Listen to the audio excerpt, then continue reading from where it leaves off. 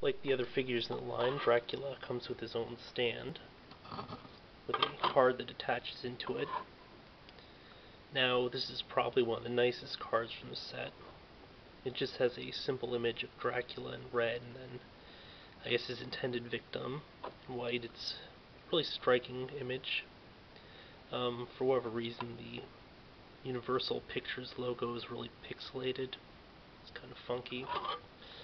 In addition to that, he actually comes with two pieces of the monster, the right arm and then the head. Now, whereas only 5 figures were needed to build him, I guess they just need to break the head up separately because he's a really huge figure.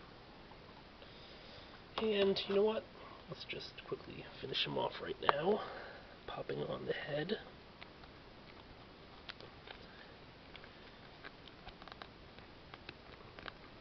And then the arm.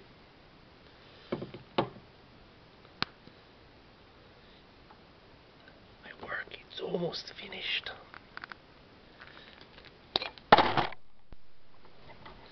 Wham. But voila, it's alive! And it's pretty huge.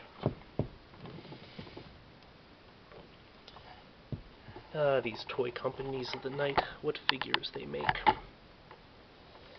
Now, I've had some small issues with Frankenstein, which I'll cover in his review when I get around to it, but because I didn't really address this in any of the other reviews for the line, let's take a look at the front of the card, which isn't visible in package because of the card piece blocking it as well as the figure, but it has this really neat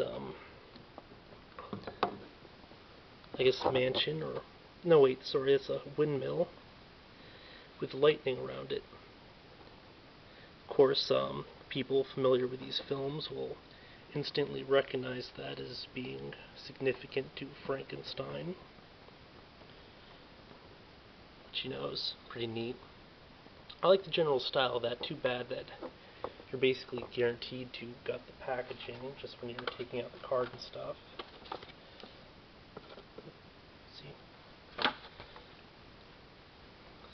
So yeah, it kind of sucks. Wanna know what else sucks? This figure. No, it's actually a decent figure. It's just a really bad vampire pun.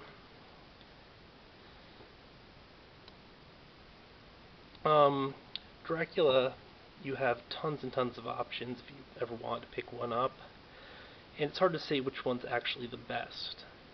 I will say that I kind of like this interpretation, though I imagine a lot of people would go with more the Castlevania route because they've had a dozen Draculas as well, all of which are pretty well articulated. Now, to correct myself from a bit earlier when I mentioned that this interpretation was largely the work of Todd Browning and Bela Lugosi, I looked up on Wikipedia. Apparently there is a play produced for it, so that might have also been part of the whole look of the character. And of course I should mention that Bela Lugosi also played the Dracula during the play, and in fact was selected for the film just because he was willing to work really, really cheaply, which is kind of interesting. But, you know, when people really love their art, also kind of own a character, you know, they will do stuff like that. As you'll notice, the cape or cloak is completely detachable. Because of this, he was also the only character in the wave to not be, I guess, tied in. It was just molded plastic for the packaging. But on the inside of the cloak, it's this red, unpainted plastic. By unpainted, I mean there's no actual detail or coloring in it besides that. Technically, I believe the cloak didn't have red lining in the film, but I can't remember. Well, technically that was black and white, so yeah, whatever, doesn't matter. Then the back, you'll notice that there's a sort of billowing or whatever design to it. I wouldn't call it billowing, but yeah, it's folded in a weird way. It's not so much an issue though, just because I don't think it's either a great look or an ugly look. It's just a sort of standard look. The bigger downside is the fact that it's not really connected, so it's always looks a little funny hanging off him.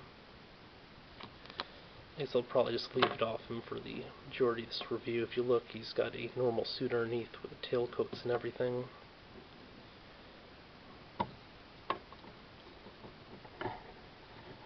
Not sure if this is a great likeness to either the actor or the character of Dracula. I mean, you know, I guess it's a pretty good look. I mean, there have been tons of people who have played Dracula over the years. So, you know, you do have some leeway in that regard. Now his left hand here has a far more, I guess, expressive look to it.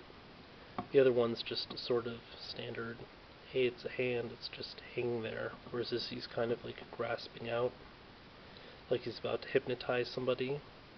Though I don't think he actually needs to put his hand up to hypnotize somebody. Also interesting is that the ring actually looks a little bit like the one that was included in the Mummy.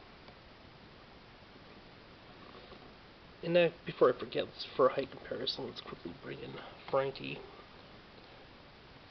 the normal-sized Frankenstein's monster. We've already seen that he's completely dwarfed by the giant one.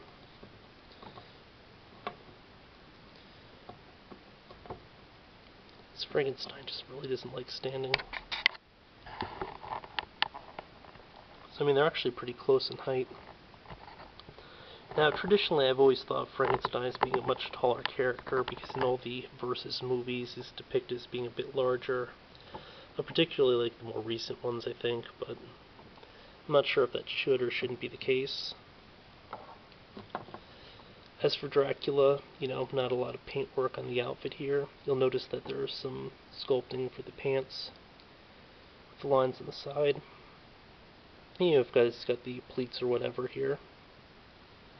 Mine has a scuff mark there, but you know, with I guess black materials is probably a little bit more visible. Now the inner jacket and stuff like the vest here is painted. I mean, it looks pretty decent. The paint they used gives a kind of neat texture to it. And then he's got his little, I guess, necklace thing here. I'm never sure what the hell that's actually supposed to be. But typically when you see it in like the mock jewelry stores for like Halloween costumes, there's like a red jewel in the center, whereas this doesn't have it. Not sure if that's a big issue. Actually, hold on a moment.